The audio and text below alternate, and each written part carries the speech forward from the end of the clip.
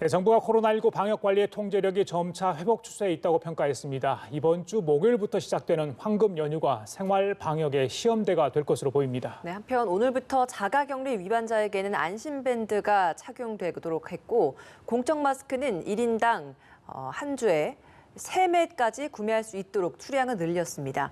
관련 내용들 김정기 고려대 약학대학 교수와 함께 짚어보겠습니다. 네, 교수님 어서 오십시오. 안녕하십니까? 네. 교수님, 정부가 완화된 사회적 거리 두기 시행한 지 일주일이 됐습니다. 이게 5월 5일까지 아니겠습니까? 저희들이 이제 계속 추이를 좀 살펴보고 있는데 일단 신규 확진자 수는 10명 안팎되고 있습니다. 그렇다 보니까 정부가 이 방역 관리의 통제력이 회복 추세에 있다 이런 이야기를 했습니다. 통제력 회복 추세에 있다는 것 단순히 수치적 의미만은 아닐 것으로 저희는 생각되는데 어떤 의미가 있다고 보십니까? 그러니까 통제력이 회복 수치에 있다라는 의미는 실제로 현재 수준은 앵커께서 말씀하신 대로 한 10명 안팎 정도로 이제 해외 유입자 포함해서요. 그러니까 어떻게 보면 상당히 낮은 숫자로도 볼 수 있는데 그러니까 실제로는 어떤 재확진 사례가 났을 때 정부가 이거를 통제할 수 있느냐, 이걸 가지고 통제력 안에 있는지 밖에 있는지를 평가를 하는 겁니다. 그래서 지금 보건당국에서 보는 거는 아마도 현재 수준에서 우리가 모르는 앞으로의 어떤 변수가 발생을 했을 때 과연 보건당국이 이에 대해서 대응을 할 수 있느냐, 이걸 가지고 평가를 한다 이렇게 보시면 될 것 같습니다. 그 첫 시험대가 될 수 있는 게 바로 이번 목요일부터 시작되는 황금 연휴 기간 후에 나오는 확진자의 수가 아닐까라는 생각이 듭니다. 아무래도 답답했던 만큼 국내에 있는 일부 휴양지나 뭐 여행 관광지 쪽으로 좀 여행을 가려고 하는 사람들도 좀 많이 있는 것 같은데 좀 어떤 부분을 좀 주의를 해야 하고 시민들 입장에서요. 그리고 방역 당국 입장에서는 어떤 부분을 좀 대비를 해야 된다고 보십니까? 그러니까 실제로 이제 국민들 입장에서는 아직까지도 뭐 숫자는 적으나마 감염원을 모르는 확진자가 발생을 하고 있거든요. 국내에서 자체적으로. 그러니까 언제든지 누구 감염자와 접촉할 수 있는 기회는 있다라고 보는 게 맞고요. 그래서 당분간은 앞으로도 한동안은 실제로 이제 해외의 어떤 확진 사례들이 굉장히 안정세로 돌아가기 전까지는 뭐 기존에 우리가 해왔던 것처럼 사람이 많은 곳은 피하는 게 좋고요. 그리고 언제든지 가급적 사람들이 복수가 모이는 곳에서는 마스크를 착용하고 기존에 우리가 지켜왔던 이제 고강도 사회적 거리두기까지는 아니더라도 이제 감염병 예방 수칙을 준수하는 행위들은 한동안은 필요할 거다 이렇게 생각을 하고 있습니다. 그래서 이 점을 굉장히 주의를 해야 되고요. 실제로 외부에 나들이를 하시더라도 그러니까 사람들이 없는 곳에서는 상관이 없습니다만 사람들이 존재하는 곳에서는 마스크를 반드시 착용을 해야 되고요. 그러니까 특히나 우려하시는 것처럼 황금 연휴 때 어떤 숙소들이 지금 예약이 거의 다 찼다라고 알려지고 있거든요. 그래서 이런 호텔이나 숙소 같은 데에서는 어쩔 수 없이 불가피하게 사람들과 접촉하는 기회가 있습니다. 그러니까 대표적으로 엘리베이터 같은 것도 그렇고요. 그렇죠. 그리고 뭐 구내 식당이라든가 여러 가지가 있거든요. 그러니까 이런 부분 이용 시설들을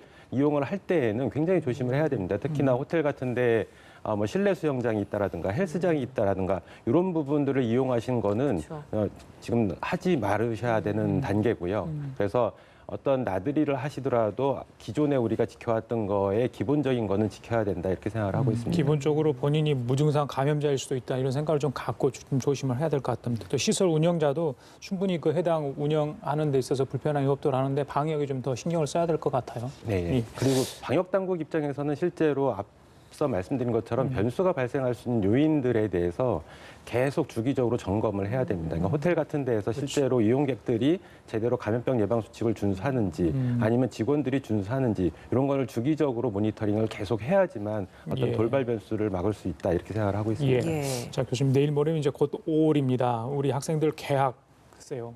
이게 언제쯤 될 건가? 지금 온라인 개학을 하고 있습니다만은 오늘 정세균 국무총리가 개학이라는 말을 공식화하지 않았습니까? 교육부에 이제 개학할 수 있는 시기와 방법 좀 알아보라고 지시를 했습니다. 지금의 어떤 방역 단계, 물론 방금 전에 이야기 저희들이 나눴지만 숫자는 들었지만 아직도 뭐 걱정된 부분이 많아서요. 학생들이 정말 정상적으로 등교했을 경우 학교는 안전한가 여러 가지 학부모들 걱정이 있을 것 같습니다. 전문가로 보시기에 어떻습니까? 개학 논의에 대해서는? 개학을 무한정 늦출 수는 없다라고 봅니다. 그러니까 다만 아쉬운 점은 이제 과거에 우리가 고강도 사회적 거리두기를 했는데 그거보다 더 강력한 조치를 짧은 시간에 시행을 했더라면 어떤 강력한 행정 조치를 동반한 어떤 조치를 취했더라면 지금보다 훨씬 더 감염자 숫자를 줄일 수 있었을 거라고 저는 아쉬운 점을 가지고 있습니다. 그런데 네. 어쨌든 지나간 부분이고 현 단계에서는 계속해서 어떤 그 계약을 늦출 수가 없기 때문에 어느 단계에서는 그러니까 지금 시점에서는 단계적으로 순차적으로 계약을 추진하는 거는 저는 타당하다라고 보는데 이걸 한꺼번에 시행을 하게 되면 분명히 돌발 멸수가 발생을 할 겁니다. 그래서 단계적으로 상황을 보면서 서서히 진행을 해야 되고요.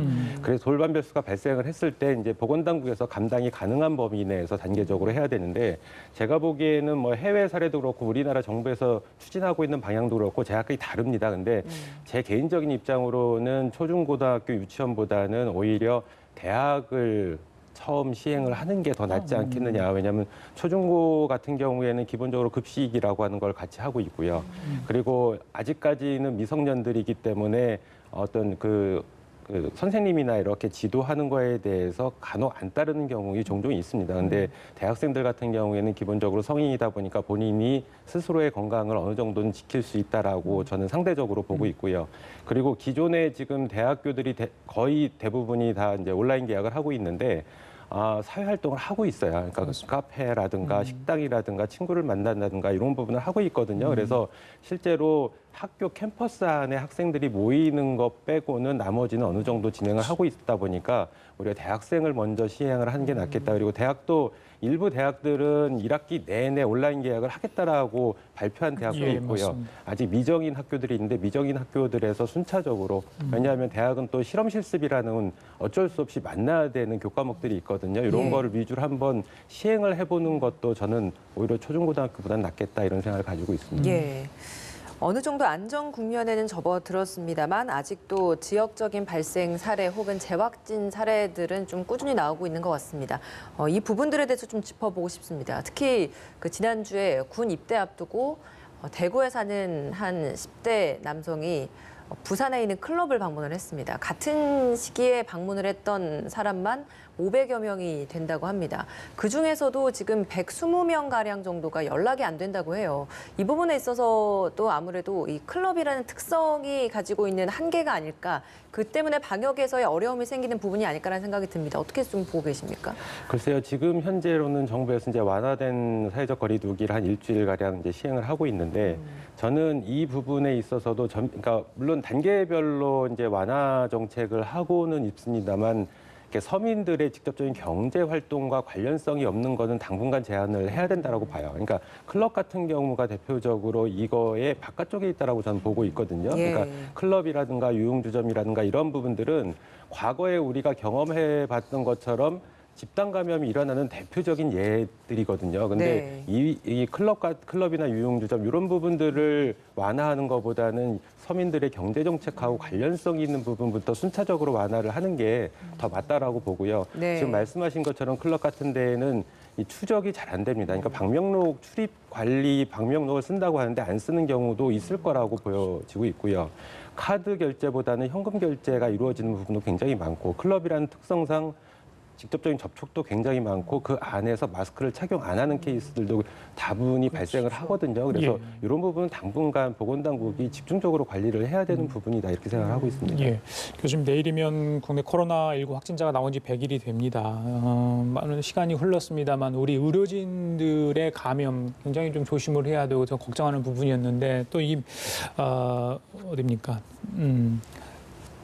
그 교회 병원에서 또다시 간호사 2명이 확진이 되지 않았습니까? 그 방호복을 벗는 순간에 혹시 감염되지 않았을까 이런 이야기 계속 나오고 있던데 지난번에도 한 번도 그런 이야기 있었었어요. 어떻게 보십니까? 그 가능한 얘기입니까?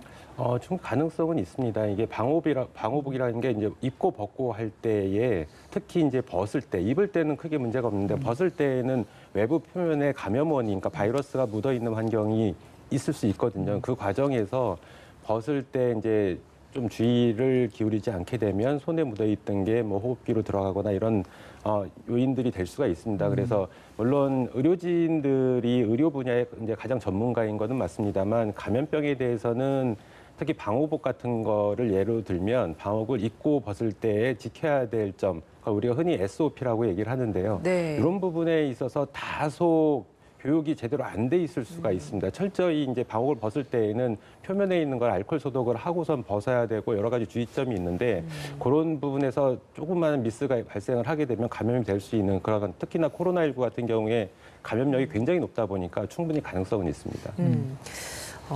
어제 하루 추가 확진자가 조금 전에 발표됐습니다.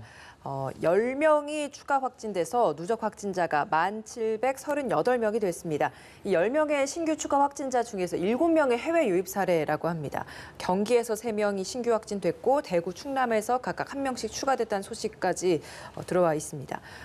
어제도 10명이 추가 확진됐는데, 그러니까 그저께죠. 어제 발표에도 10명 추가라고 발표가 됐는데 그중에 9명이 해외 유입 사례였단 말이죠. 근데 오늘도 10명이 추가됐는데 7명이 해외 유입 사례입니다. 이 수치에 대해서 좀 어떻게 분석하고 계십니까? 지금 뭐 한동안 해외에서 유입되는 사람들이 계속 늘어났잖아요. 그러니까 특히나 대부분은 이제 우리 내국인으로 알려져 있는데 해외에서 유학을 하고 있거나 거주를 하고 있던 분들이 해외 사정이 안 좋다 보니까 이제 입국을 하게 되는 케이스인데 뭐 비단 이제 주로 입국되는 대부분의 나라들이 이제 유럽이라든가 미국 부분이거든요. 그러니까 현지는 잘 아시는 것처럼 굉장히 감염이 확산되고 있는 상황, 아직도 확산되고 있는 상황이다 보니까 충분히 이분들 중에 양성을 나타내는 분들이 있다 이렇게 보시면 될 것 같습니다. 반대로 생각을 하면 지역사회 감염, 그러니까 어제 발표에 따르면 1명이었고 오늘 발표면 3명이라는 겁니다. 그러면 이 지역사회 내에서는 어느 정도 정말 거의 종식 단계에 와 있다라고 봐도 무관한 건지 굉장히 수치가 낮은 상황인 것 같거든요. 어떻게 보고 계십니까? 과거 31번 확진자를 생각하시면 되는데 그 당시에도 며칠의 텀을 두고선 띄엄띄엄 확진자가 나왔습니다. 31번 확진자가 나오기 전까지. 근데 어느 순간에 31번 확진자를 기점으로 해가지고 급격하게 늘어났잖아요. 그러니까 그 당시에 관리가 제대로 안 됐던 어떤 감염자로부터 이른바 슈퍼 전파자가 될 수 있는 환경이 되거든요. 아까 말씀하신 것처럼 클럽 같은 경우도 대표적인 케이스고요.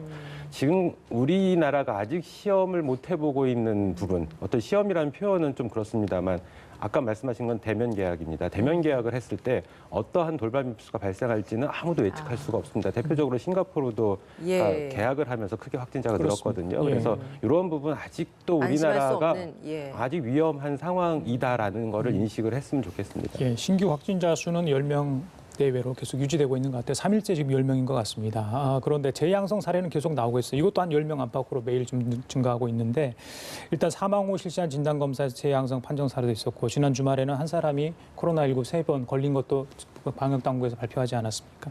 재양성자의 감염력이 바이러스 배양 검사 등의 결과가 나와야 확실히 알 수 있다는데 이 바이러스 배양 검사에서 그러면 음성이 나온다는 이야기는 어떤 의미로 받아들이면 되는 겁니까? 바이러스 배양 검사에서 음성이 나온다라는 얘기는 그 체내에 있는 바이러스가 실제로 배양이 잘 안 된다라는 얘기인데, 근데 배양 검사라고 하는 거는 우리가 실험실에서 이루어지는 환경이거든요. 이거는 우리 체내에서 이루어지는 환경을 그대로 재현할 수는 없습니다.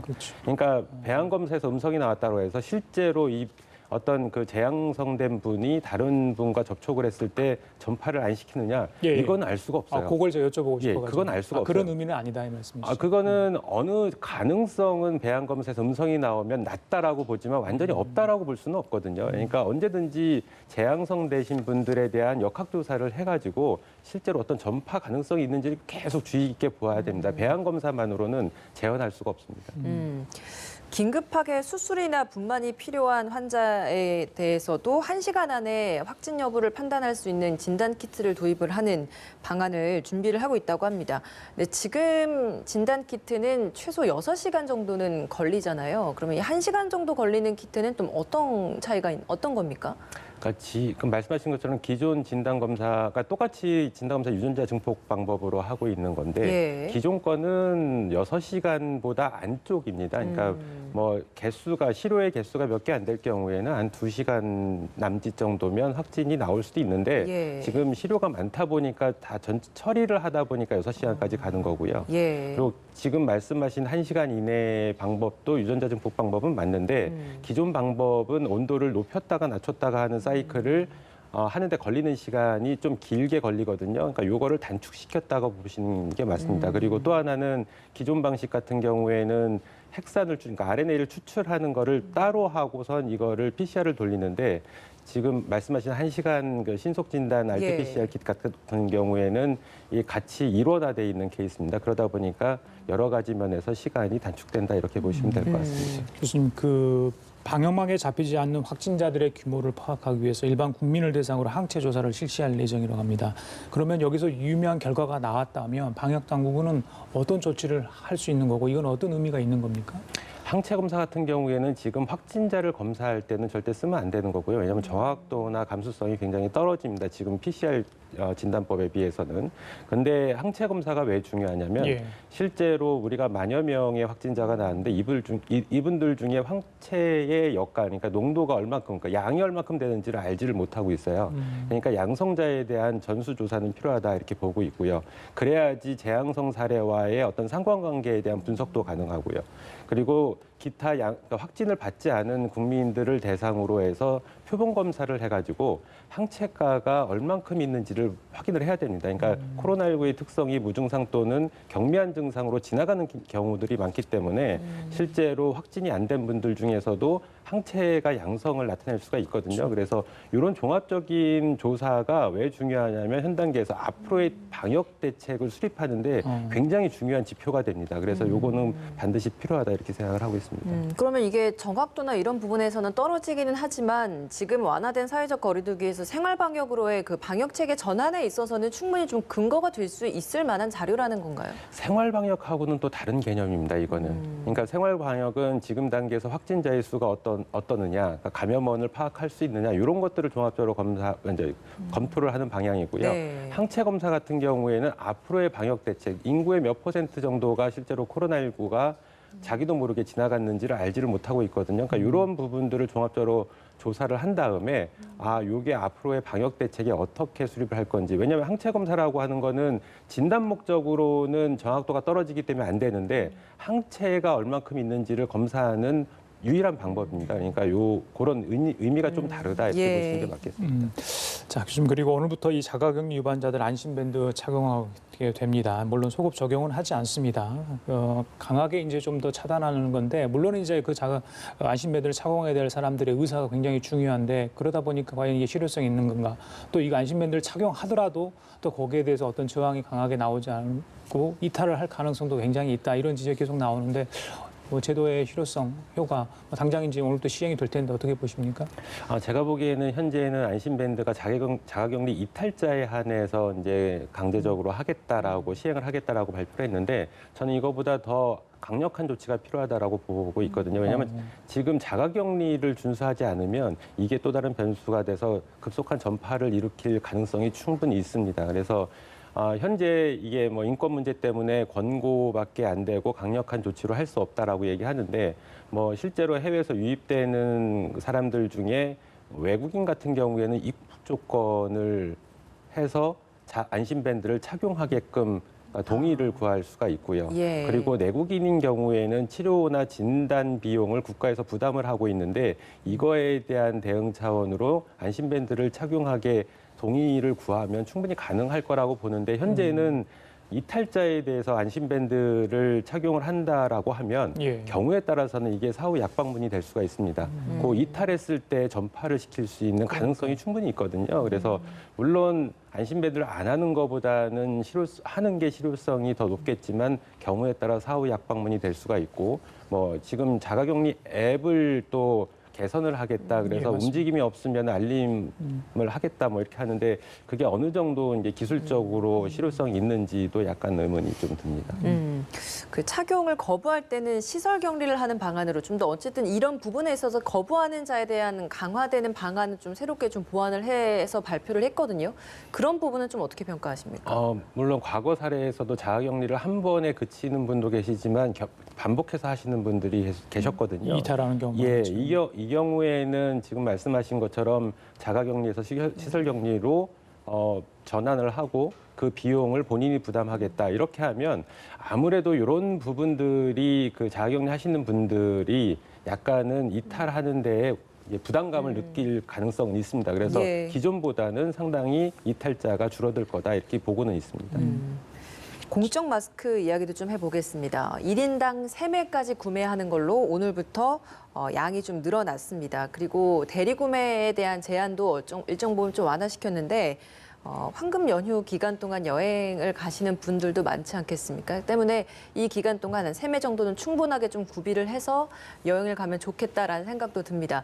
마스크 필요성 아무리 강조해도 지나치지 않을 것 같은데 좀 다시 한번 좀 짚어주시면 좋을 것 같습니다. 그러니까 지금 뭐 1인 2매에서 1인 3매로 주당 이렇게 이제 늘리겠다라고 발표를 했는데 이 부분은 저는 뭐 좋은 방향이라고 보고 있습니다. 왜냐하면 1인 2매 했을 때 경우에 따라서는 훼손이 되고 하면은 저 마스크를 예. 보유하고 있는 양이 개인이 보유하고 있는 양이 없을 수도 있거든요. 그렇게 되면은 뭐 일반적인 그 면 마스크나 이런 거를 착용할 수밖에 없는 상황이다 보니까 약간 부담이 있는데 지금 1인 3매로 가게 되면 이런 부담은 현저히 줄어들 거다 이렇게 생각을 하고 있고요.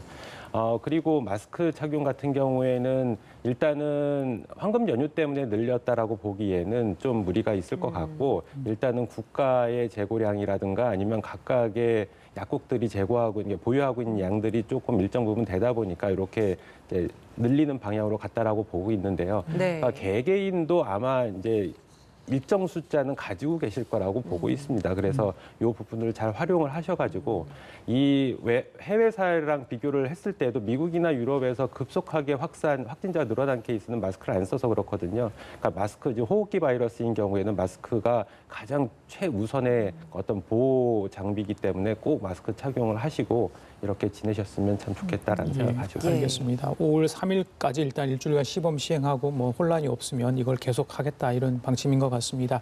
자, 마지막으로 교수님 2차 대유행 가능성 계속해서 이야기를 하고 있죠. 우리가 뭐 저희들 생활 방역 이야기도 하고 계속했습니다만은 지난주에는 또 생활 지침들, 뭐 초안들 여러 가지 공개됐고요. 방역 당국에서는 할 수 있는 조치들을 차분차분 이렇게 밟고 있는 것 같은데 역시 시민들의 몸에 얼마나 많이 이게 익숙해지고 몸에 배이느냐가 중요한 것 같습니다. 전문가로서 앞으로 이 과정 한 2주가 더 중요하다 이런 말을 계속 저희들이 듣고 있는데 좀 조언하실 수 있으면 한마디 마지막으로 좀 부탁드려도 되겠습니까?